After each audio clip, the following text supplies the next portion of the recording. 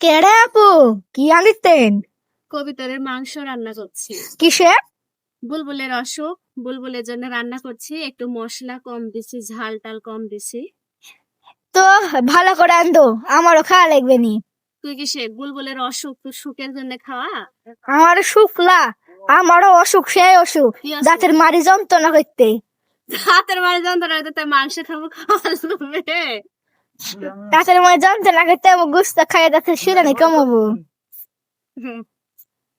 নানি, ইসরাফিলের দাঁতের মারি যন্ত্রণা করতে তাই মাংস খাবে, ওর অসুখ। থুয়েন কিন্তু, আমার কিন্তু অসুখ, খাওয়া লাগবে। সুরাইদের সিমের বেশি খাওয়া লাগবে, নানি বললো মাংস না, সিমের বেশি খাবো, কর্মর করে চাপায় দাঁতের মারি খেয়ে খেয়ে যাবে। তোমার ভাইকে খাওয়া, তোমার ভাইয়ের আসলে অসুখ।